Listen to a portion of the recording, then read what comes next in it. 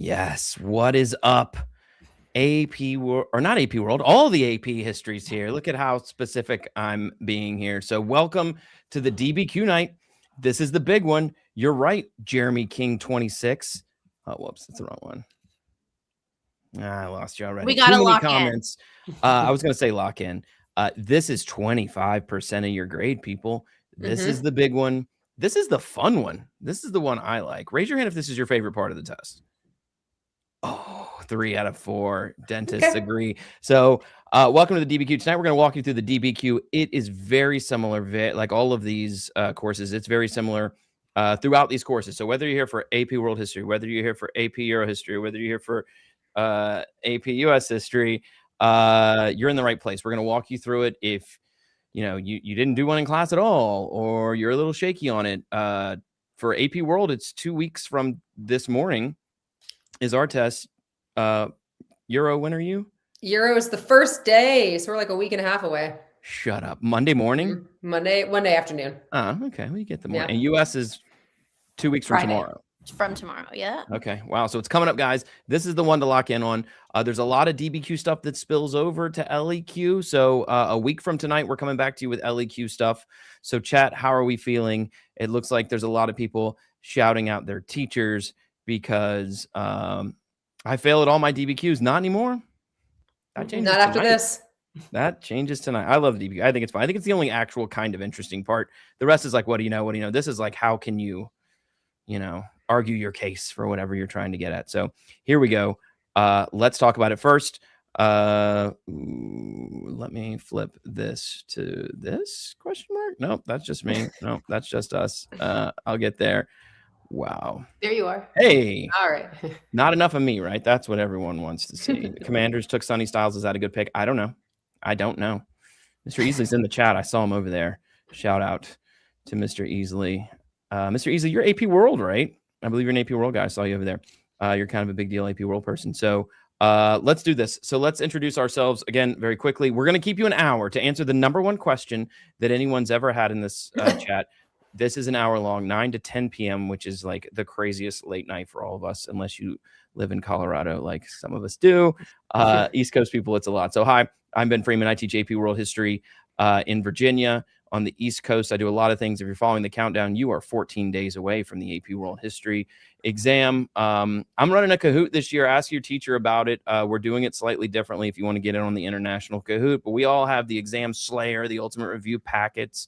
If you want my quick video of the whole class in 18 minutes and 30 seconds, that's there too. So that's who I am. You probably know. You're on my channel. Follow, like, and subscribe. You can see all of our stuff up here. If you want more of us, if you like us as teachers, or if you like us as people, the Kahoot will be May the 4th, Star Wars Day. So if you like that, follow us up here. I know that'll help us out, and you can get more fun content. So anyway, that's who I am.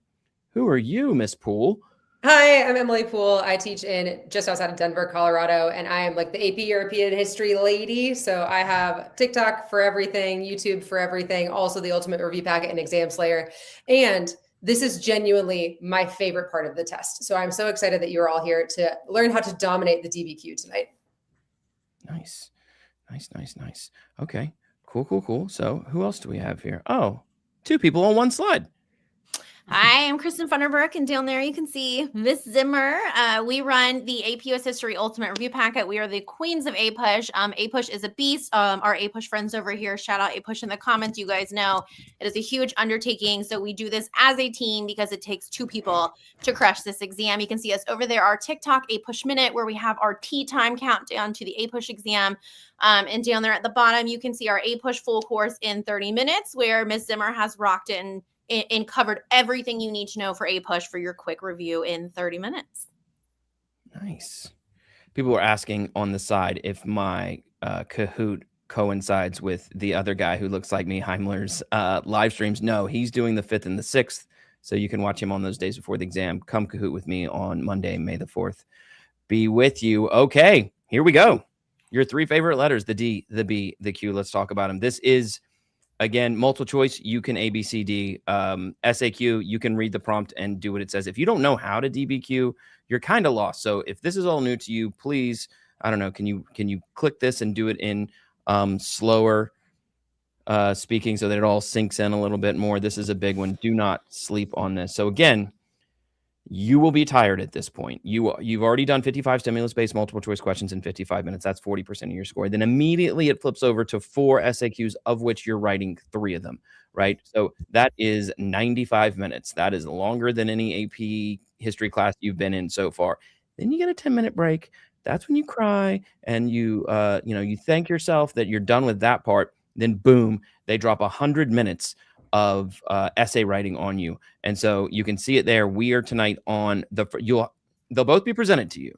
So you'll have the DBQ and then you have 3 LEQs, of which you choose 1. So you get those at the same time. The DBQ is 25% of your score. You get an hour. So you're supposed to get an hour to do that. So that's what they recommend. If you hate LEQs and your score for the exam, you can do 100 minutes on the DBQ if you want, but at least try some LEQ stuff. The DBQ, though, is the one that's first. You do have a little brain power more at this point, so use it on the DBQ because it's 7 documents in your face, and you have to do some stuff with them, whereas the LEQ doesn't have as much reading, I guess. So that's kind of where we are for the DBQ. You are here after the 10-minute break. You come back, you sit down, 7 documents, let's go. So what is it? I just kind of said, it's a document-based question. The fun thing is it's not a question. It's a prompt. It's always a command. It's really telling you to do things. And they give you the prompt. I suggest first thing you do is butcher the prompt. Write all over it. Destroy it. Like, make sure that you know exactly what it's asking you to do and that you are responding to what it's exactly asking you to do. Document schmocuments, right? Quote me on that. You can just... you have to read the documents. But up first, make sure you have the lens when you're going in. You know exactly what you're looking for. And I always say ping back to it as you're going, like, wait, what am I doing? Oh, what is it? Because the document will throw you off. Sometimes it's a box. Sometimes it's like a woman archer in the Olympics. Like, sometimes it's crazy things. Make sure that you give some time to that prompt. Then the 7 documents, go through them, actively read them. I say mark them up, but it's a digital test, but you can type on the test. You can leave notes on the documents that you can come back to over and over again. So don't waste that first 15 minutes. And you know what? Don't tell your teacher I said this. Take 20 minutes if you want doing that. No one's watching. No one's going to make you start typing anything. Take your time. Make sure you have a good grasp on that before you flip over and start going. So what do they want you to do? They want you to develop a thesis. So respond to the prompt. Make an argument. Make a claim. Make a concrete claim. You are making a statement about something. Don't just say there was a lot of changes or there was a social and a political outcome to this. What are they? Name it. Make your claim right here. And then how do you support that? You have 7. The beauty of the DBQ, the secret of the DBQ, you don't need to know anything. You don't have to know anything really about this topic. If you're like, well, how am I going to know anything? There's 7 documents given to you. Use them. Use the info in those 7 documents to support your thesis. And if there's anything else in there, like, oh, I learned this thing. Oh, they didn't bring up this one thing. Bring it up here. Use it to support your thesis. You are not actually doing history class. You are being a historian here. You're taking evidence, putting it together. That's what your textbook is. That's what an AMSCO book is. That's what Wikipedia is. That's what all these other historical sources are. It's just people take all these evidence and documents and paintings and stuff, and they put it together and they put it out there and they make a claim about something. And that's what you're going to do on the DBQ. Now you have this here. We'll be going through this tonight, so I'm not going to bore you with it. It's a bulleted list. And if you're like, well, that's boring and it's bulleted, I don't want to look at that. It's in your face the whole time. As you're typing on the screen, it's above where you're typing. You can't get rid of it. You have to look at it. It's right there. You're going to be typing in this spot right here, and it's right here. So that list, which is basically thesis, context, supporting your argument with 4 documents, bringing in an additional piece of outside evidence. Are you sourcing 2 of them? Are you complex? That's the list. And so if you're like, what? I don't remember all these things. Yeah, you do. It's right in front of you. Use it. It's there the whole time. It's your friend. Look back up at it if you need to remember, like, oh crap, I didn't do a thesis. Oh wait, sourcing. Oh yeah, I got to do the HIPP thing. So look up there and see it again. So what can they ask you about? Well, here's a very busy chart about what they can ask you about, whether you're AP World, AP Euro, AP Push. I will speak for AP World just very quickly. AP World is on the left side. So in AP World, they can ask you anything after 1450. So that's Unit 3, Unit 4. That's the empires part, Ottoman, Safavid, land-based empires, and then the transoceanic, Spanish Empire, Portuguese stuff. So they're all the way through Unit 9. So we have a long runway, but none of that global tapestry Unit 1, none of that. The Mongols cannot be in a DBQ, and the Silk Road can't be in a DBQ. So everything Unit 3, Unit 9, that's what you can get in AP World. AP Euro confused me a little bit. Help me out. How does that? AP Euro is a little bit different. So we actually span kind of a couple different time periods. Units 1 and 2 are supposed to be 1450 to 1648, but your DBQ can start in the year 1600. So your DBQ is 1600 to 2001. So you do need to know some things about like effects of religious wars or effects of exploration, but you're not going to talk about like the Protestant Reformation or the initial like Columbus sailing the ocean blue in 1492. Okay, that clears it up a little bit. And so then from then to present or to 2001. Yes, then to present. Okay, sorry. And then APUSH, it looks like you guys are capped on both ends there. What's going on with that? Yeah, so we don't, first of all, we don't have these fancy names for our time periods. We just have period 1, period 2, period 3, and they just go by dates. So yes, we do have a beginning and an end date. The earliest a DBQ can ask you about is 1754, which is the French and Indian War, and it ends around 1980, which APUSH uses as a turning point with the Reagan Revolution. So the only way you could potentially have to write about anything before 1754 is if you're contextualizing the essay, which you're going to definitely do at the very beginning. You could potentially have to kind of use context from the previous period, but the question itself will come from anything between these periods. So anything between the French and Indian War, including American Revolution, all the way up to Jefferson, period 3, and then all the way through World War II, Cold War, Reagan, and all of that stuff. All right. Why would you call it period 4 when you can call it transoceanic interconnections? That's just a better name. This is a question I grapple with every day. But isn't it Unit 1 is period 1 and Unit 2 is period 2? They don't even call them units. It's just period. Oh. Period 1, period 2. Yeah. All right. That's Seems if very you're in boring. World, that's coming next year for you most likely. All right, cool. Let's turn to the rubric. Kristen, help us out. How do we get these points? What are the points? I don't know. What do we do? Help us out. How does this go? Yeah, so let's talk about the rubric. We go to the next one for us. So for the DBQ, it is out of 7 points. So obviously the goal is to get 7 out of 7. But we always have to keep in the back of our head that the AP exams are scored on a bell curve. So if we're not perfect, it's okay sometimes. We just got to be better than everyone else, right? Which is why you guys are here, to get the points other people aren't getting. But it is out of 7 points. That's the goal. Our first categories are here are thesis and context. And I'm not going to spend too much time telling you what those are because we're going to break down each point for you tonight. But this is your intro paragraph, right? We should have contextualization leading into the prompt, and that intro paragraph ends with that thesis statement where you set your argument, and then that becomes the roadmap for the rest of the essay. These points are so important. Aside from the fact that it's literally 2 out of your 7 points, it kind of sets the stage for the rest of your essay, right? This is our GPS roadmap here. But also, fun fact, the thesis and context point here are identical on the LEQ rubric. So I like to tell my students this is our twofer. If you can do it on one essay, you can do it on the other essay, right? So it's not just really 2 points, it's really 4 points. So these points you have got to have down packed because this is a double deal between the DBQ and the LEQ here. And we're going to tell you how to get these points tonight. We go to the next one.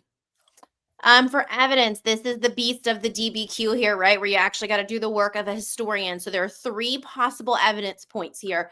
1 point comes from actually using the document. So when they throw 7 documents at you, can you actually explain what the documents are talking about?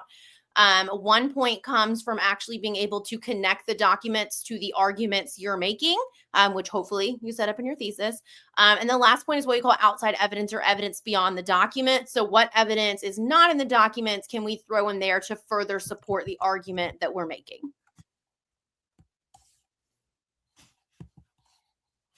And then the last 2 points here are analysis and reasoning. So the first point here is what we call sourcing. You have probably done a million document analysis assignments in your AP World, AP Euro, APUSH class. Your teachers might call it HIPP or HIPPO or HAPPY, all sorts of different acronyms. But if they've asked you for the situation and the audience and the point of view, right, that is sourcing. So being able to provide further information for your documents is the sourcing point. And then the last, the complexity point, what some of us call the unicorn, is that higher level thinking skill, showing you really know your content. You understand what historians do. I see unicorn points in the comments, right? We love our unicorns.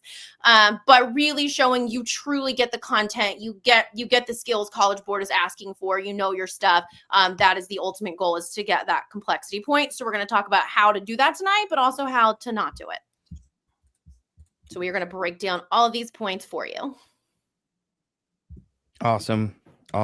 So these are the points you can get. There are 7, and we will walk you through all of them. But before you get to that, you got to know what they're asking you. What's the prompt about, Dana?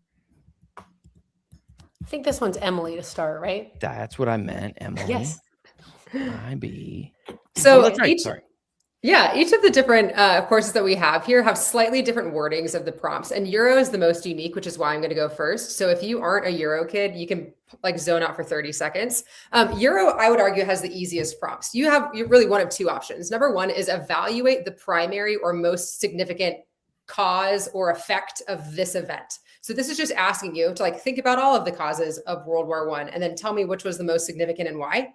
Super straightforward, very easy. And what I've seen a lot of lately is evaluate whether or not this thing did this thing. So my example, which I just made my students write this DBQ last week, was evaluate whether the 30 Years' War was fought primarily for religious or primarily for political reasons. So you were just going to say it was either more religious or more political, and here's the evidence that supports that. So you won't see prompts like this in World or in US as of now. I would say Euro has kind of the easiest go. So you're welcome, Euro kids, that like you just have it going great for you. But yeah, they're pretty straightforward, and they are much less complex than what we will see when we get to our APUSH example tonight. That's true. So let me take the World one. So World people, disregard all of that. Ours so far since the redesign back in 2019 have always said evaluate the extent to which just means how much. They're trying to push you one way or the other. How much did something. So here, this one, and the example, evaluate the extent to which the experience of First World War changed relationships between Europeans and colonized people. And if you're like, what? How do 7 documents follow it? So you'll get that answer, but that's what you're looking for. How much did World War I change those relationships? And so that's what you're looking for in those documents. But and they release 2 every year, except when they did 10 during COVID, when that weird year. But they do 2 every year, and every single time evaluate the extent to which is crazy. It don't let it scare you. It just means how much. So that's what's going on in World and APUSH. What is your deal?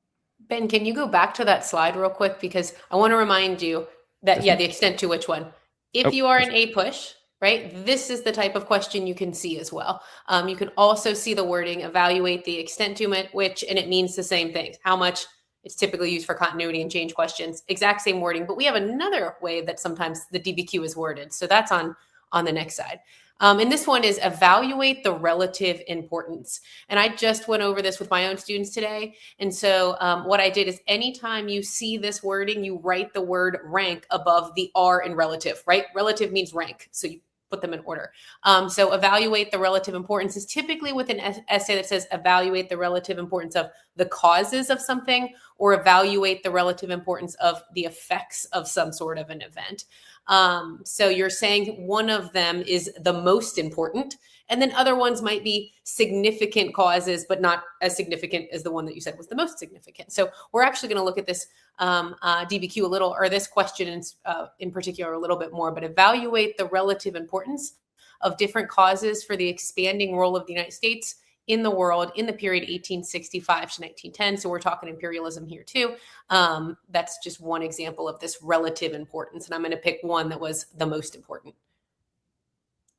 Okay. And that's weird to me. I didn't know that. I thought we were all evaluate the extent to which. So if you're hearing different things at different times, just focus on the class that you'll have and just go with that. Oops. Sorry. All right. It's prompt time. Take a second. Look at the prompt, right? Let's break it down. This is the one we're going to use. I know if you're AP World, it doesn't say evaluate the extent to which. It's fine. It's fine. You'll be fine. Evaluate the relative importance. Relative means ranking, right? Relative rank. Mm-hmm. Evaluate so rank the importance of the causes of imperialism in the period 1860 to 1900. So 1860 to 1910. Sorry, I'm just used to 1900 being the round number. So if you're in the chat and you haven't been banned yet, go ahead and What do you think? This was Emily, Miss Poole, weren't you saying something about how maybe they could try and guess? Yeah, whenever I have my students look at a DBQ prompt, the first thing I want them to do is think about how they would choose to answer that question without having even looked at the documents. Because if you've studied imperialism all, you know causes of imperialism. So if you start to think about and then write down on your scratch sheet of paper what you think could be a possible answer, then when you're going through the documents, some of those documents might make more sense to you or might naturally fall into certain categories or themes that you had already brainstormed ahead of time. So the first thing you should do when you see a DBQ prompt, if you're like stressed out and scared and wide-eyed, is just think about, if this were an LEQ, what would you say? If this were an LEQ, what would you talk about with causes of imperialism? So I see a bunch of y'all throwing a bunch of things in the chat, which is awesome because you're brainstorming right now. Yeah, I got colonization, militarism, alliances, imperialism, nationalism. That's going to be World War I. Why did people, minerals, industrialization. There we go. Resources, need for raw materials because of industrialization. Great brainstorming. Love it. Good. Freeman, can you pop up that comment by Sebastian, economic needs for industrialization? That's a bold. Do you see that? Sebastian He's Salazar. bold. That right there. Notice how Sebastian didn't just say economics. He said economic needs for industrialization. Economic, no bread, right? A specific economic idea. This would definitely be a great category. I love that one. And it's right. Sorry, I get the social, political, economic, and I want to cry. But when we can be specific with social or political or economic, then we're good. Yeah, you got social Darwinism on there. A lot of good ones popping up. Raw materials. All right, cool. Cool. All right. So if you can do this when you see the prompt for the first time without looking at the documents, if you've never heard of the prompt, then the documents are your best friend. But if you can look at the prompt and be like, oh, this is what's coming up. Like if you know the topic, like imperialism is a big one in AP World History. I assume it's big in all the others.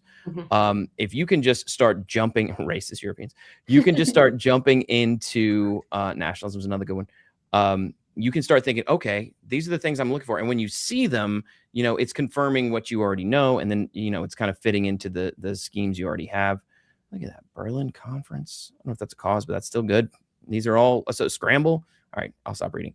So very good. These are all very good. You guys are doing a great job tonight on the DBQ. So what if this is one of our DBQs this year? What if it were about imperialism? Y'all would all get 7s, hopefully. Just because you're watching this video now. Yeah, my prediction. I'm still thinking. I think it's going to be something. I'm going out of the box for my prediction this year. So we'll see later on. Okay, so it's thesis time. So okay, you know what to do. You know the points. You know the prompt. You know how it's going to be worded. So the first point, the first thing you really should be like coming to terms with in your head is, how do I answer this thing? Like, what is my actual response? I call it a concrete claim. What is a thing you're saying that is true that you can support later on? So to help us out with the thesis and context, Dana? That's me.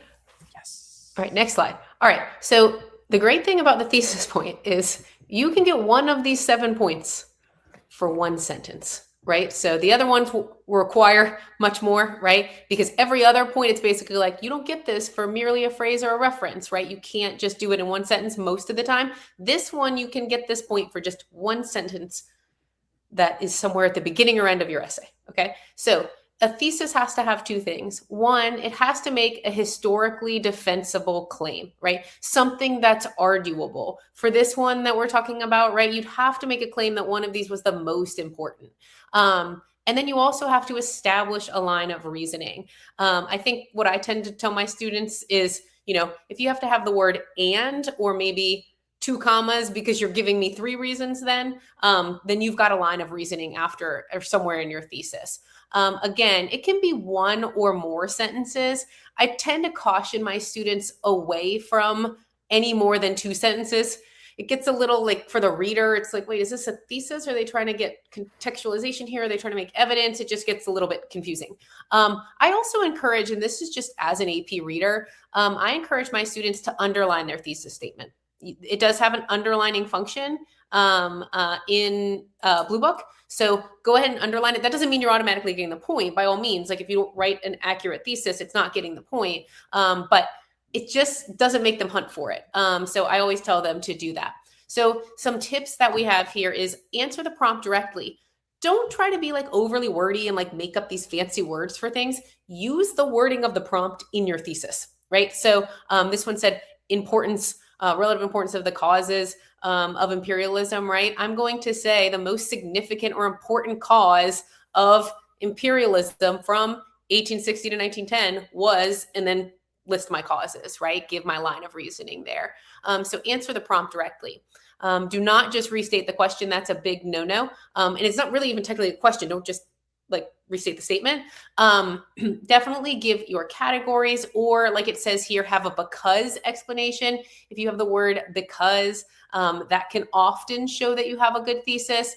And then finally, we were talking about this one right before we got on here, and we all agree as teachers and readers that this is a really good idea. Go ahead and write your intro paragraph, and at the very bottom of that, and sometimes students like to do it at the top, and that's fine too, but somewhere in that intro paragraph, underline and have that thesis there. But then the last sentence of your essay, rewrite your thesis, but just word it a little bit differently. Maybe have your categories be more specific, because now you've just written an entire essay and you can be more specific because you know what you went ahead and proved in that essay. I would definitely reword it in a different way, just in case that first thesis didn't necessarily get the job done. It's all positive scoring, so having that other one there isn't going to hurt you in any way. So I think that's just best advice, best practices for thesis writing in a DBQ. Or again, the thesis and the context point are exactly the same on the LEQ. So it's good practice for the LEQ. Your opening paragraphs will essentially be accomplishing the same 2 points. And then on to examples. I think examples here, right? So we're sticking with the question that we've been using here, evaluate the relative importance of the causes of imperialism in the period 1860 to 1910. Examples that do not get the point. You can't be overly vague, right? We've said you don't want to be vague with this. We've already kind of talked about this. You cannot just say there were many causes, because you're actually you're not really making a claim. You're just listing causes. You're not talking about their relative importance. And then economic, political, social, that's just never going to be enough. Pretty much the cause of any event we talk about in history, or the reasons for it, are going to be economic, political, and social. And so that is not enough. That's not showing. If the goal of the DBQ is to say, I'm doing the work of a historian, you're not necessarily accomplishing that with that type of a thesis. So what does earn this here? Lots of good wording in here. We've changed the color of it so you can kind of see that. Although these things, right, nationalism and competition among European powers contributed to imperialism from 1860 to 1910. And some of you guys even wrote this in the comments as your most important one. Economic motivations, such as the desire for new markets and raw materials, was the most important cause. So notice we did rank, right? We were relative rank. So we talked about the most important one, and we talked about other things that were causes, but maybe were less significant. And that moves us on to contextualization. And the scrolling text will make sense in a second. So if you want to go ahead to that next slide real quick, because we're going to talk about what that means. And it's on that slide too. Okay. To provide historical contextualization, you're basically kind of situating the prompt, right? It feels really weird if you just start an essay by saying what you're going to be talking about. What we need is like, well, how did we get here, right? A lot of teachers use these two analogies here. Either the scrolling text at the beginning of Star Wars, and I know I'm going to offend a lot of people here, but I'm not a Star Wars person. So you guys were talking about which one this came from, and I couldn't even begin to tell you. But I do know it's like, the seventh would have one. been really It's confused supposed to be from in the that seventh first episode of Star Wars as to why those ships or whatever they are were shooting at each other, right? If you didn't have that scrolling text, is that right? Am I making any sense? Is that a different one? Is the first one even make sense? Anyways, Which one of these buttons ejects her? Is there one that I can kick her out? Yeah, I know. I'm sorry. I'm just going to leave the chat. Anyways, I personally like to use the previously on, right? And I always use the example the previously on The Bachelor, because I just feel like when you hear those words, that you think. And it basically sets the stage for why the guy's handing this girl the rose, because here's what happened on the previous episode of The Bachelor, right? So previously on is, how did we get to the period of imperialism, right? For American history, we might be talking about something like America had recently, finished a destructive civil war and entered into a period of industrialization. And as it industrializes, it's seeking places for greater raw materials, new markets. You can contextualize in a couple different places, but I think we probably would all agree that the best place to provide maybe I say 3 to 4 sentences. I don't know about you guys. I know we want to do a little bit too much, so we don't do a little bit too little, right? So I say 3 to 4 sentences, either at the beginning, during, or after, the time period. But I like to start my essays. I tell every student to start their essay with prior to. Prior to 1860, this is what America was doing. And so if you have that wording to start with, you've already set yourself up to contextualize. Sometimes one of the things as AP readers that we tend to see a lot is where students are a little bit too vague in the context. America recently industrialized, more, workers were working in factories and immigrants came to the country in large numbers, and that's kind of generally vague. So we want to add some of those good big vocab words, bold words, things that need to be capitalized are always good if they need to be capitalized mid-sentence. And like it says there, it even says 3 to 5 sentences. So you could go a little bit further and do 3 to 5 sentences if you needed to for context. Can I just bring up one context thing? First of all, context is my favorite point. So is it Star Wars based or?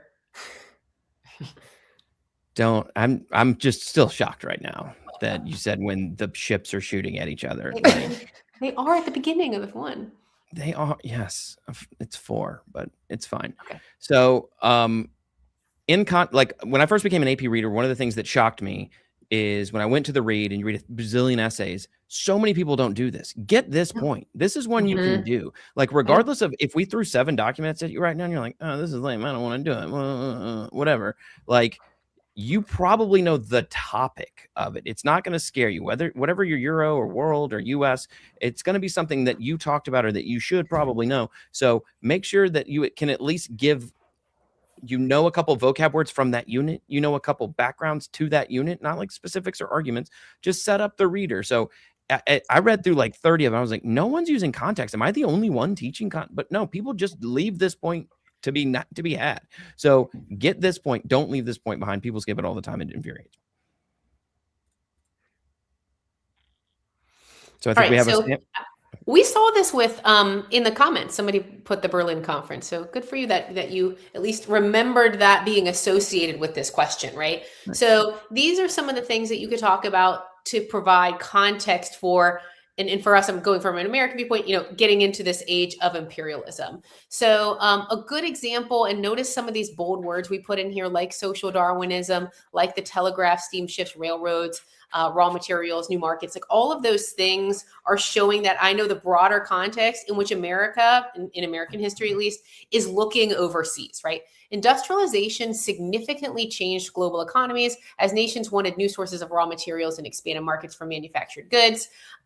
Innovations such as steamships, railroads, and telegraphs, and I'm not going to read the whole thing because you guys can read, but you can see that's what 4 sentences of good, solid context that isn't overly vague, that sets the stage, and then and it has a little bit of like a connector sentence there with social Darwinism as well. So I think that is the perfect context for the relative importance of the causes of imperialism question.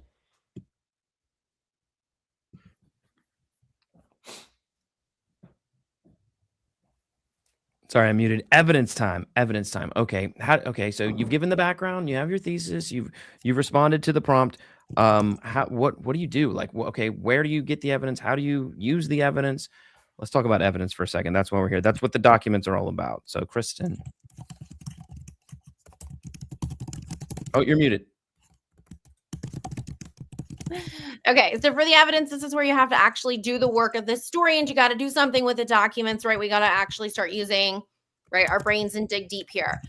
You can go ahead to that next slide. So 3 points here, so many points on the table here, right? This is the bulk of the DBQ. And what we see a lot is students just hear evidence and documents, and they don't understand that these are 3 separate points asking you for different things. So the first point, using the document, this is the easy point. I would argue this is probably the most common point awarded on the DBQ, right? They give you 7. If you can summarize 3 in your own words, you're going to get this point. So you have to have a minimum of 3. They need to be correctly summarized, right? Can you describe what's going on in the document? You have to summarize it. It must be in your own words. You cannot quote the document. No quotes, no quotes. I cannot say that enough. No quoting. You never, ever, ever, ever, ever, ever quote. Okay. Summarize in your own words. One sentence. Document 1 is talking about blah, blah, blah, blah, blah. Check, we're done, right? So a minimum of 3. We always say 4, 5 is better. Use as many as you can. I always tell my students at least one more than anything college asks you for. So you have an insurance policy, but they're just looking at, out of the 7 documents, did you read some and understand them, right? So that's probably the easiest point to get. The second point is one of the harder points to get, supporting an argument. It's not hard to do, but it's hard to remember to be intentional about doing it. Hopefully that makes sense. This is where you have to actually take the documents and connect it to your argument. So if you say the most important cause of imperialism is economic means, right? Or raw materials, right? Now we have to connect a document to this idea that it's about getting those raw materials. It's about some kind of economic game for the imperializing nation, right? Can we actually connect the ideas behind the document to the argument you made in your thesis, right? You have to do that with a minimum of 4 documents.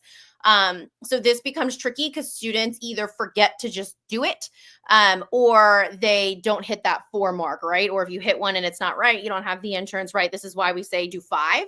But I tell my students, even if it's as rudimentary as this supports my argument because that's a lower way of doing it, but it will still earn you the point if you in fact connect it to the argument, right? So this is all about being intentional.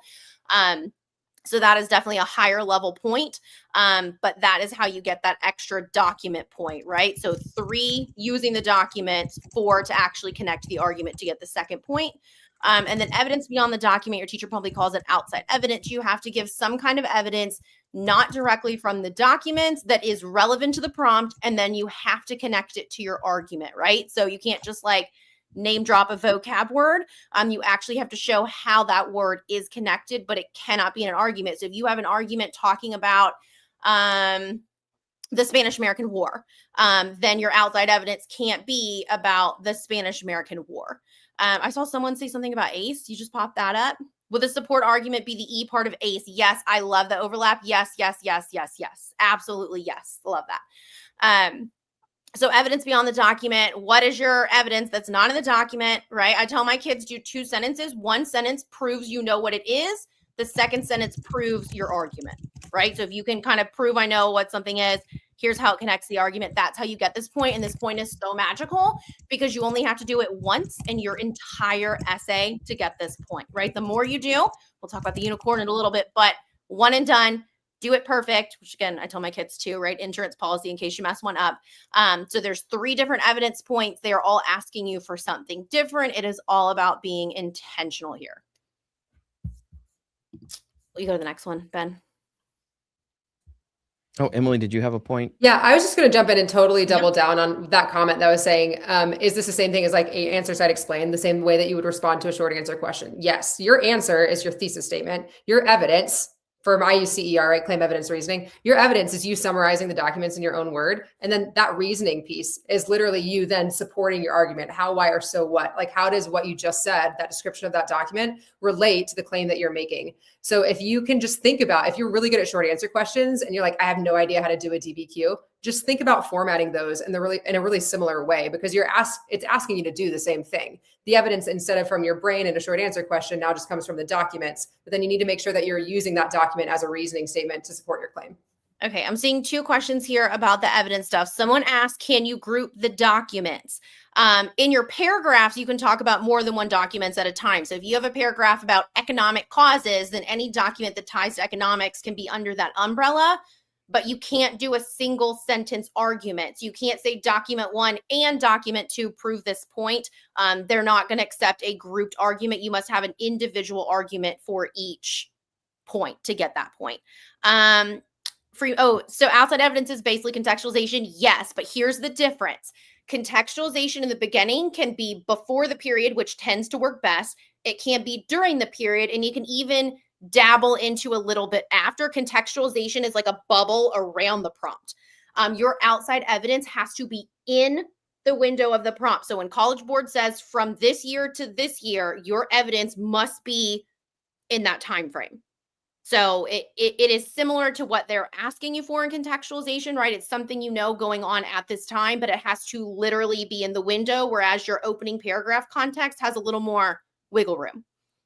And for outside evidence in the essay within the window, it also has to support your thesis. You can't just like bring up, oh, here's another thing. It can't You just can't be just like name drop. You have to connect it. Yeah.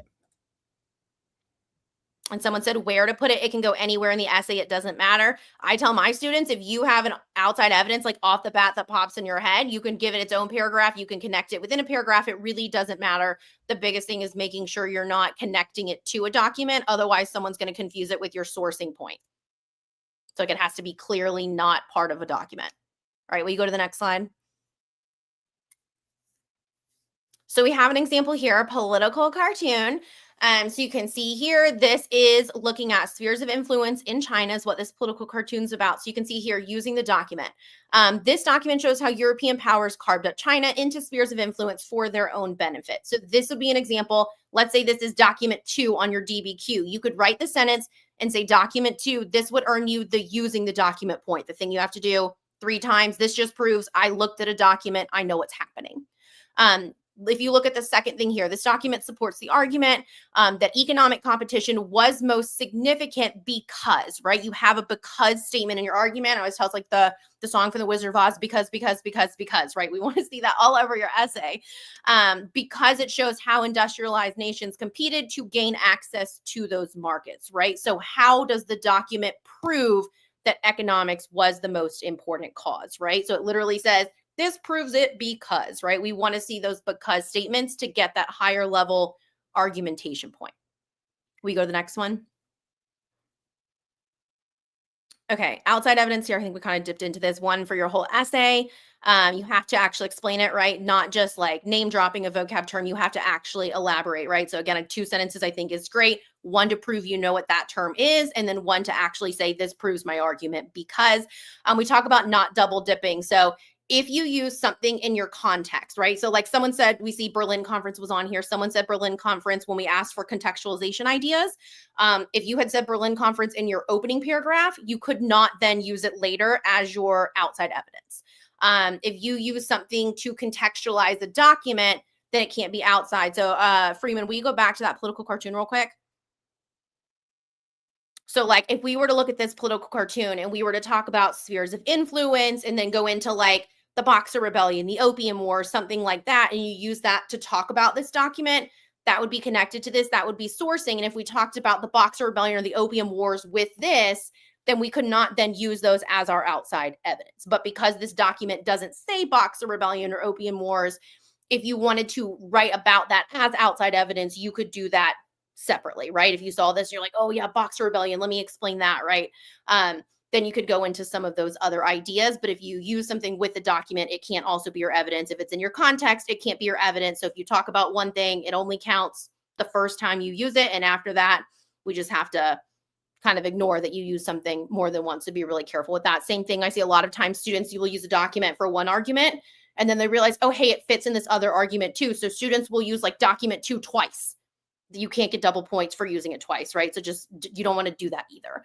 Here are just some random examples that we kind of talked about. A couple world examples here, a couple Euro, a couple APUSH, other outside evidence that you could use for this prompt. But again, you have to prove you know what the term is, but then you have to take that next step. This supports this idea because, right? If you reread your sentences, look for the word because, right? It should be in there somewhere.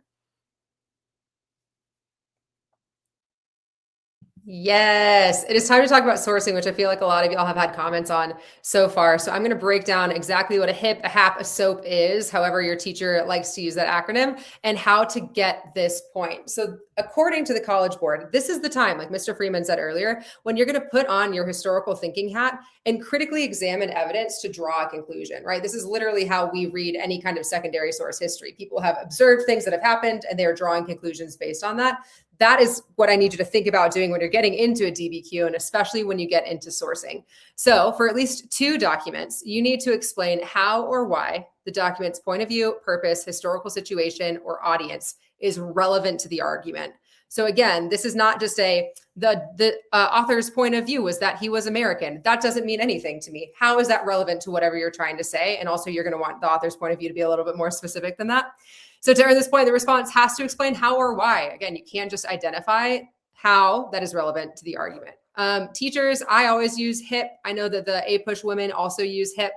Mr. Freeman, you use HAPPY? Oh, I get happy. It's just all the same thing. Whatever acronym your teacher uses is the one that you should keep in your brain. And there's a strategic way to go about doing this. I know that for Euro and for all three of our subjects, I think that historical situation is the easiest one to get the point for, but we can get to that when I talk about this on the next page. And just a reminder, for every document, you're only choosing one HIP or P to talk about, and you only need to do this twice.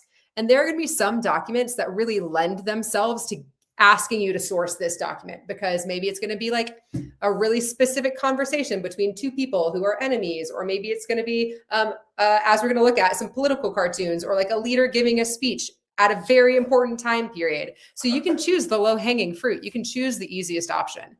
Move on to the next slide, please. If you have your phone, which you shouldn't have your phone next to you right now, maybe take a picture of this, take a screenshot of this, because I love a sentence stem. And I've seen a lot of you ask about sentence stems so far. No, that's actually really great for the readers who are grading these essays, because it's like a little signpost. It's like, hey, look, I'm trying to get the sourcing point right here. I'm trying to talk about the historical context, and I'm making it obvious for the reader who's grading my essay. So if we're looking at the first one, which is historical situation, you need to think about what's going on in history around the time of that document. Just like y'all were talking about earlier, this is like a little mini contextualization. We just call it a slightly different thing. We just say historical situation so that you realize it's different than your original contextualization statement. Really easy sentence stems for this would be, during this time, shortly after this happened, the historical context of this document is, like, all of those would totally be appropriate and work. When we get to intended audience, this is one that I try to not have my students do. I know that the APUSH women also are like, don't even try it, because you can waste some time with intended audience, and it's more strategic to try to choose one of the historical situation or one of the P's. But with intended audience, who's the author writing this to? Why are they writing it to that person? What does it mean? How does that impact what they're saying and how they're saying it, right? So if I'm thinking about myself, if I'm writing about my job in my diary, I'm the intended audience of my diary. I'm going to reflect on my job very differently than if I were like talking to my principal about how my job is going, right? So intended audience does actually impact what's being said and how it's being said. And again, a way to do that with sentence stems would be, the author's intended audience was this person and was trying to persuade them to do this thing, right? For purpose, why was this document created? What was it intended to accomplish? This, I think, is one of the easier points to get as well. Why is this thing created? Why did this person give this speech? Why did this person draw this political cartoon? Why did this person say this thing to this other person? So that's just asking you to, again, think about, like, why did this person put pen to paper and try to make this claim or do this thing? And the last one is perspective. I know that some teachers use point of view, some teachers use perspective. Whatever you use, don't use the word bias, because students will just say that this person is biased, and that means nothing to me. Everyone is biased all the time about things. But if you're using the word perspective or point of view, that's going to force you to explain that author's perspective or point of view. This author was a woman who was, Rosa Luxemburg was like a Marxist socialist in the Russian Revolution, or like in Russia. And this means that she's going to feel this way about this stuff, right? So you need to identify the background information about who that person was and how that's going to impact what they believe or what they're saying. And a lot of you said earlier, what do I do? How do I know this information? Every single document you get will have a source. So the first thing that you do when you read these documents is check the source. And if you know that person, you should choose perspective or a point of view. If you're like, oh, I know exactly who Teddy Roosevelt is, then you can probably make a really easy perspective or point of view sourcing statement if you know who he is. Same thing with time period. It's always going to give you a time period. If you're like, oh man, I know exactly what was happening in this year or the following year, try that historical context. So you can choose the ones that you are best at. And if you're trying to practice all of this over the course of the next week and a half or 2 weeks, you don't have to practice all of them. You're like, oh man, my knowledge of history is profound. I'm going to just practice historical context sourcing statements. Great. If you can source 2 documents, give me 2 historical context statements for 2 documents, that gets you a point. And the best news is if you're really good at sourcing, if you do 4 of them, you could get that complexity point, but we'll get there later. I do want to bring up, just because it's a pet peeve, the purpose of the document is never to show you anything. No one wants to show you or me or any of us anything. The purpose is of the author at the time. That one gets me all the time. So never say, well, the purpose is to show this. I always say, what's the next step the author wanted to happen? They're doing this in hopes that this will happen, or that they can get this changed, or that they can do whatever. Like, that's the purpose. Purpose always trips me up. It's a lot of the purpose is to show that Hitler was angry. To who? Why? What's the point? So take that extra step if you can. That's the only advice I have.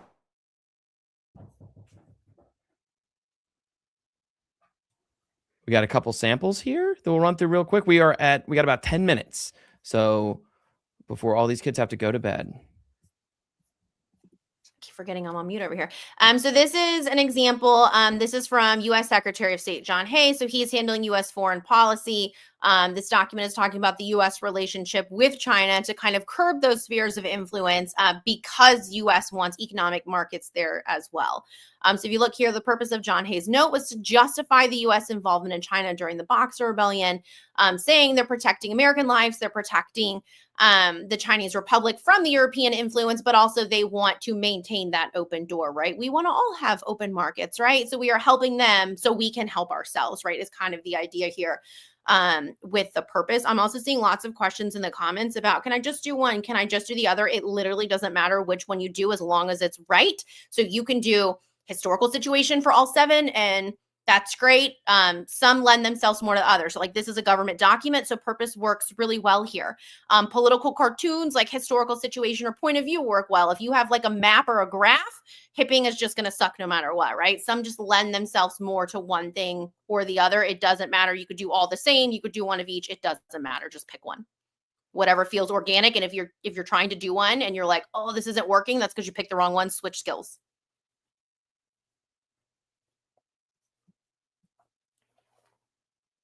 Let's put it all together and run through a couple examples here real quick, just with some documents so you can see what we would do. A lot of people were asking on the side, like, what do I do? How do I do this?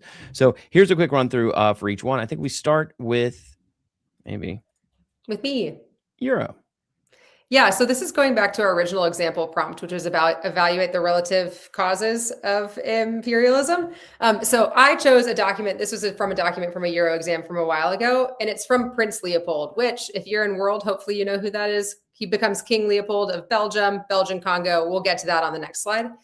So it's just him explaining why he wants to imperialize. So an example of just using the document would be me saying document 1, or in this document, document 1 shows that as a result of Belgian industrialization, Leopold wants to gain new colonies and civilize peoples in those new lands. So that's me summarizing what the document was saying in my own words. Again, never direct quote, never, ever, ever, ever, ever quote. I have summarized what that document says. But if I wanted to work on getting that second point, that's supporting your argument with evidence from the documents, I would then have to add in another sentence. That would be something like, Leopold's statement proves that Belgian imperialism was motivated by national prestige, not economic necessity, as he believes that colonial acquisition will demonstrate to other strong European powers that Belgium should be taken seriously. So then I'm going back to my argument, which is how I would have chosen to answer this DBQ, is that nationalism, national prestige, is one of the biggest factors that motivated imperialism. And then next slide, please. If I were to source this, because I love sourcing using historical situation. Whoop. Next slide. Thank you. I would then just talk about, and again, you can use the time period if you want to, just like an easy little sentence starter. Leopold is writing in 1861, just as industrialization was creating both the technology and economic pressure that would drive the scramble for Africa, culminating in his call for the Berlin Conference in 1884. So all of those together would be like a perfect way. That's 3 sentences. That's like a perfect understanding of one document.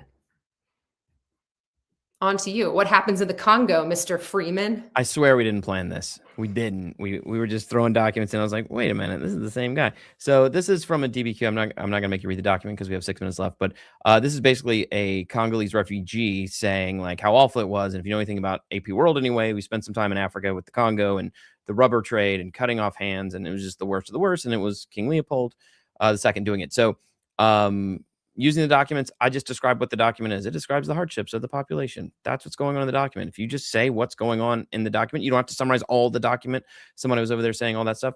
You'll get that point. It is the low bar point. If you describe 3 documents, you get a point if that's all you do. So do that, at least do that. But then add support. How is it supporting an argument? So this is from an essay that was asking about how imperialism affected the economy originally.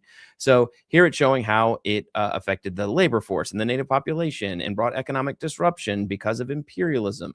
And I like to use that word therefore. So now I'm not just saying what's in it. I'm showing how what happens in it is affecting the economy, how imperialism is affecting the economy here in the Congo.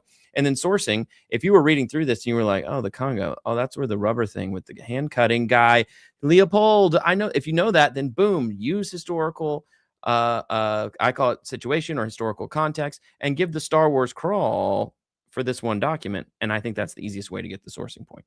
So that's what we do. And that's what I would suggest for this document in AP World. This is from the 2022 DBQ. A push. You're muted again. Strike 2. Oh my gosh, it's past my bedtime. I keep forgetting to unmute. Another political cartoon. You can see APUSH really likes political cartoons. You're definitely going to see some of these on exam day. Using the document here, this is published during the Spanish-American War. We see President McKinley, the imperialist president, serving this menu, the bill of fare. Lots of students are like, what is bill of fare, right? This is the menu, right? He's serving a menu to Uncle Sam.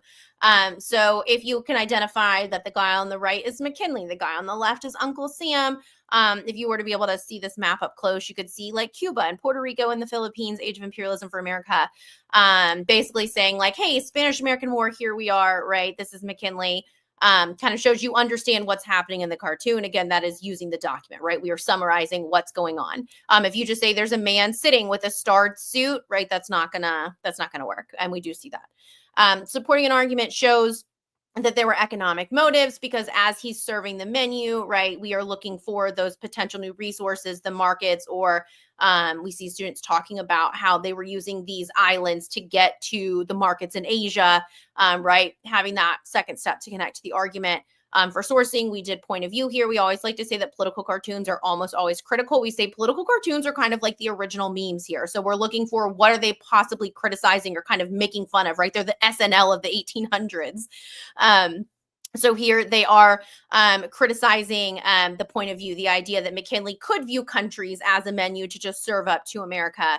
That level of criticism of the actions of the Americans, right? Or the justification of why they're doing what they're doing. This is an awesome cartoon, by the way. I always try to find cartoons. This is a great one. We go over the Spanish-American War too. So, okay. Oh, there it is. The unicorn point. The thing you should not worry about. Yes, there's a live Kahoot. Someone just asked on the side. You shouldn't worry about it. Who's going to walk us through complexity? We have 3 minutes. Dana, okay. Let's get complex. In 3 minutes, that's going to be 1 minute. But I will try. Okay, so next slide real quick. Oh. All right, so I think you made a perfect point. You do not need the complexity point to get a 5 on this exam. You do not need it to get a 4 on this exam. You do not need it to get a 3 and pass this exam. You do not need the complexity point, right? The complexity point is the same, or at least the complexity point exists on both the DBQ and the LEQ. And I constantly have students asking me about it. And I constantly am like, don't worry about it. Don't keep trying for it. So, but College Board does award the 7th point of this essay for demonstrating what they call a complex understanding of the historical developments somewhere throughout your essay. There are a few ways to do this. You can either, and you can kind of read them there, explain multiple themes or perspectives to kind of explore the concept of just being more complex in your writing. You can explain multiple causes and effects, similarities and differences, continuities and changes that were related to this. So you're not just saying, oh, everything changed, everything's different. And then you can also explain relevant and insightful connections within and across time periods. I see a lot of students doing that and making that connections. Just doing that once is not going to get you that point, though. Like you have a document that's talking about one thing and you try to relate it to the populism document in American history, and you try to relate it to progressivism, but you don't do that anywhere else in your essay. That is not complexity. That's a great point that you made. And you're definitely making awesome connections, but it's not enough to get you this broader point. Can we go on to the next slide real quick? So they also talk about like the way you use the documents. And I think most students have found success here. Okay, this is where you might be able to find some success in getting that complexity point. You'll never know what you scored on the DBQ anyways, right? So write your best essay. It might be complex, but don't keep trying for this point. This is what the chat has been blowing up about. You can either effectively use all 7 documents to support an argument in the prompt. And it has to be a good, solid argument, not just this shows an economic motivation, this shows an economic motivation. I'm running out of time, but I have to use all 7 documents. That's not going to get it for you either. Also, another way you can do this is by HIPPing 4 of those documents effectively as well. And then another way is just having tons of outside evidence that makes your argument more complex and sophisticated overall, not just that one piece where you say one piece of outside evidence is this. You're kind of doing that throughout your essay and your argument. And we have some tips for this one on the next slide. Just from what we've seen as AP readers, 1, do not focus on this point at the expense of the others, right? Don't be like, oh, I'm going to add my complexity paragraph where I connect to another time period. That's not a good idea. Do the 4 documents, HIPP 2, bring in a piece of outside evidence, do all of those things and maybe add some stuff because it's nice that you can go in and add things if you do later, but you got to get the basic things done, right? We have found that the students have done this the most effectively is people who have graded these DBQs since they changed this point. Appropriately sourcing, if you're good at that sourcing skill and you've gotten it successfully as your teachers graded your DBQs, has been the most effective way to do this, maybe even like the most time efficient way to do this as well. Again, another great way to just overall always try to add a little bit of outside evidence or make connections throughout time periods. You're doing those things. They tend to just score higher anyways. It shows that you probably have a good knowledge of history. You're not reaching for things and trying to make connections aren't there. And then again, another way you can do this is to explain different perspectives of different groups, like an imperialism essay. You're not just looking at it for us. It wouldn't be just the American side of things. You might be looking at it from, Cuba or the Filipinos and the Philippine American War. You might be able to go there with things, and world history might be able to speak to that a little bit more. But that's another way that you can get this point. But we are not spending a good amount of time on trying to get this point because we are going to write our best essay and we might just arrive at it. And that's awesome. Enough of the things you should do. Let's talk about the things you shouldn't do. It's don'ts season over here. So here's a couple quick ones real quick. I know we're over an hour. These all kind of go with what we've been talking about anyway. So some things that you should avoid. Number 1, in that opening period, like we've opened, like roughly the time it's taken you to sit here and randomly type things in the chat. That's how long you're going to have on this DBQ. So those first 15 minutes, don't just sit there and be like, doc 1, doc 2, doc 3, doc 4. Like type out. If you have scratch paper, you should write out some stuff to help you out, or leave little notes on there as you go through, so that when you look at the doc again, you're like, oh, this is the one about that. This is the one about that. You don't have to constantly go back and reread. Time may catch you on the DBQ. Second thing, don't just use 3 documents and quit. What disease is going around where you guys are all just using 3 documents and going away, or 4 documents and going away? I use the rule. Oh, you can't see it. J85, the rule of 5, which is try to use at least 5 documents, because if you can use 5 documents to support your thesis and source 5 documents, you will have gotten to 3. You get the complexity point that way, right? So try and go in looking for 5. And that way, if 2 of them are scary, you don't understand them, well, that's fine. Go with 5. And as long as you can source 4 of them, you're getting complexity anyway. So that's 3 points right there. You're right above the national average, right at the national average for AP World anyway. Don't just list the documents. Don't say document 1 says this, document 2 says this, document 3 says this, document. If you're tired and cranky that day and you just want to get 1 point and leave, then okay. But otherwise, that's going to get you nothing. Try to put documents together that work together. The docs that speak to each other, the docs that are singing the same song, that are talking about the same idea, use them in the same spot. Don't just list docs and say what each of them say. That's not an essay. That's, you can find a kindergartner who can list 5 things and tell you what they are. So try to amp it up a little bit there. Oh, did I say the same thing twice? Don't laundry list the docs. So, oh wait, that's what I just said. Sorry. I'm skipping them again. It's late for me too. Use punctuation, capitalized words sometimes, indent, use paragraphs, put context and thesis in the first paragraph, hit enter, and then it goes down 1, tab in, new paragraph, topic sentence, then the documents that go with it, enter, tab in, a little indent, and then the documents that go with it. Please do that. It helps the reader. We're all old and we write like that. So don't write just one long thing. And also, we've said this before, never quote, don't quote. I redact when we used to handwrite them. I would just go and mark through. Doesn't matter. It doesn't matter. Especially now that it's digital, anyone can Control C, Control V. No one cares what what part are you copying? What part are you quoting? Summarize that. And then why does that matter to whatever you're trying to say? You copied it for some reason. You wanted to quote it for some reason. So don't waste your time. Don't quote. And don't forget, it's just me. Don't forget the context. Everyone skips the context and outside evidence if you can. If you can't, that's fine. Whatever. Go on about the rest of your May and have a good life. If you don't have outside evidence, that's fine. But please, you should be able to do context. You should be able to give some background with the vocab word or two. So don't skip those things. Those are points that are often overlooked. The outside evidence point, the sourcing point are generally the two that are least given, besides complexity. But context, people just don't do it. Do it. So try it. Please do it. Can I jump in here?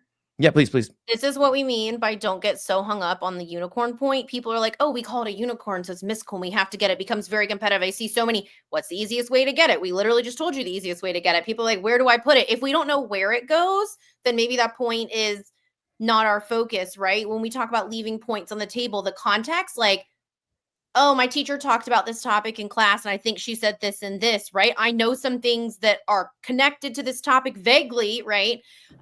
Drop a couple vocab, right? That's an easy paragraph. Yes, it is a paragraph, but 3 sentences to earn that point is a lot easier than complexity. The outside evidence, right? 2 sentences, one to prove it, one to prove your point. I know one piece of outside evidence. You could use no documents and do outside evidence, and there's still a point. Now, we don't want to use no documents on a DBQ.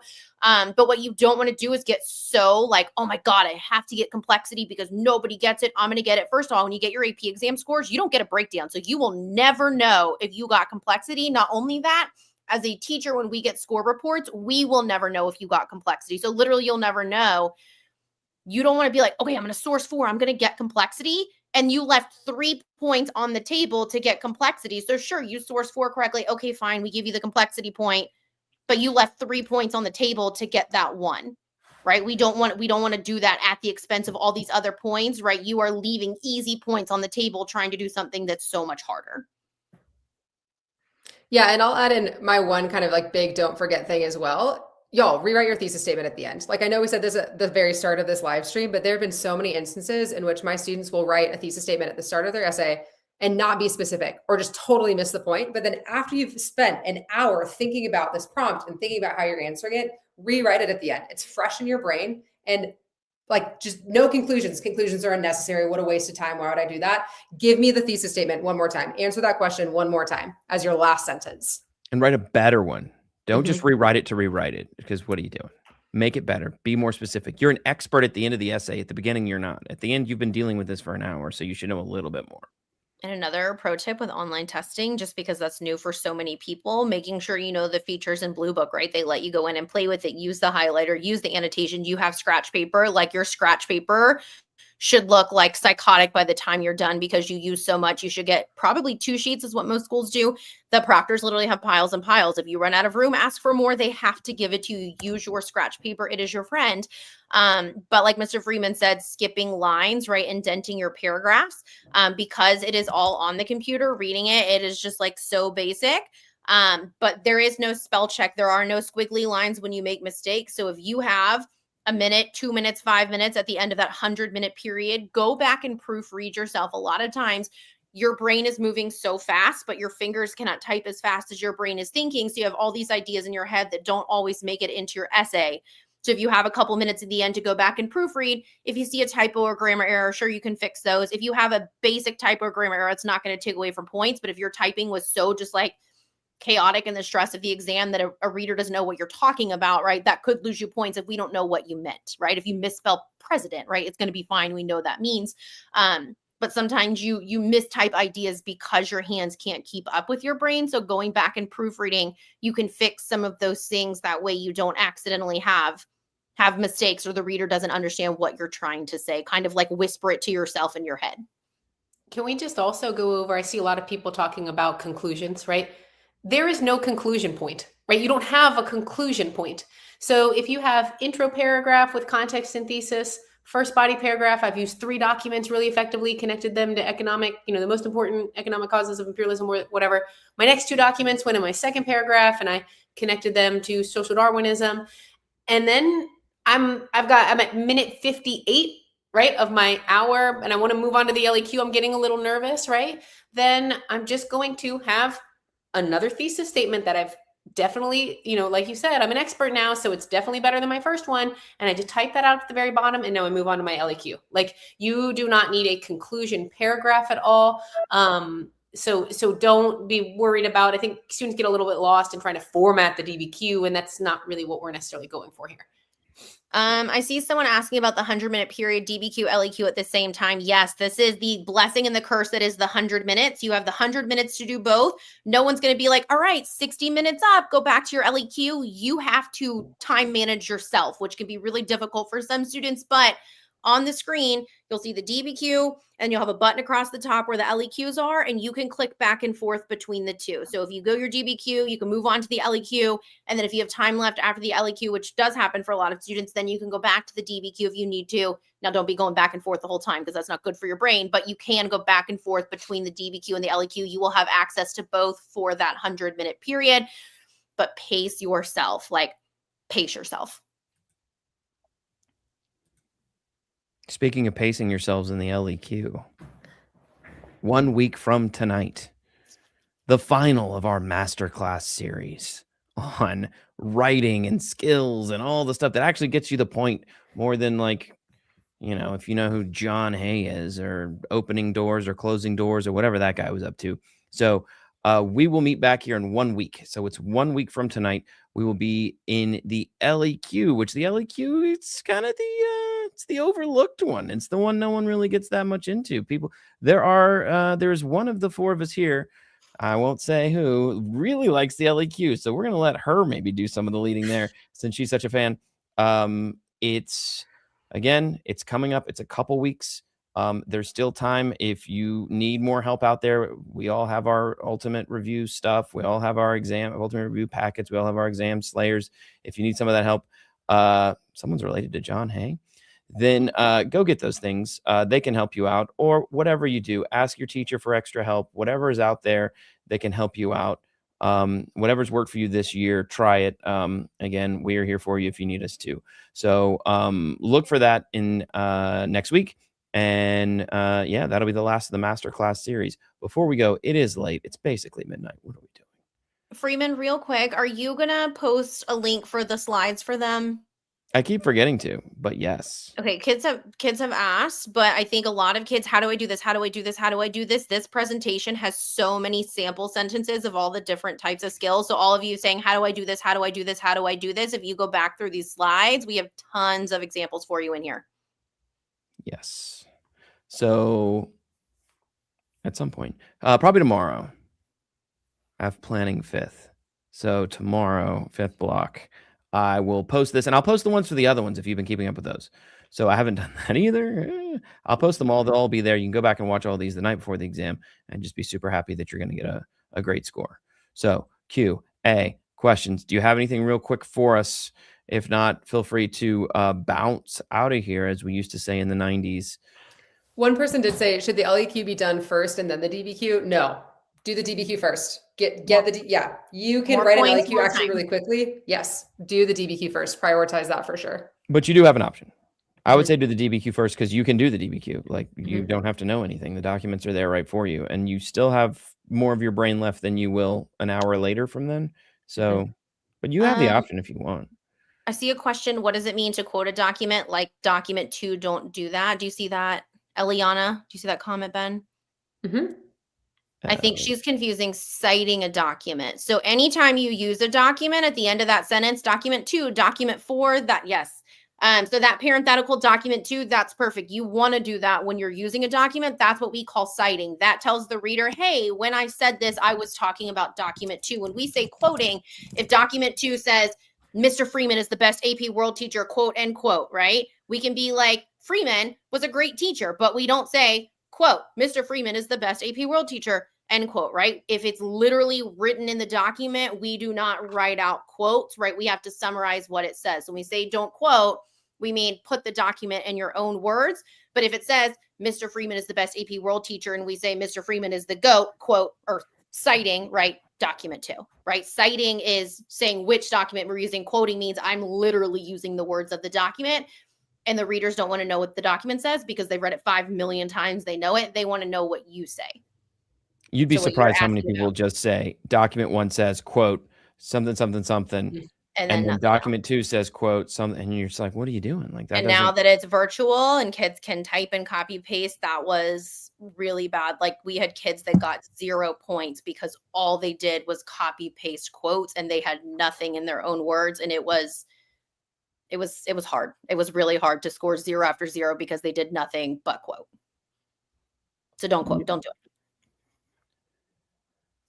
Where was I'll put the slides in I'll put the slides in the comments. So I'll go back and edit that and put these in the comments so you can kind of see them. Someone said, do the LEQ and DBQ have the same documents? DBQ document-based question. LEQ is here's 3 questions, pick one and write from your brain. The LEQ does not have documents. It's just what's in here. And someone asked, do I have a DBQ video? I do have a DBQ walkthrough video that's like 20 minutes of me going how to DBQ. It's AP World specific, but if you need like a more organized, edited step-by-step version, you can just go over onto my channel and search DBQ and you should be able to see it. I also walk through a couple. I have a bunch in my ultimate review packet, exam slayer stuff too, but if you want like a how-to step-by-step, I have one of those over there too.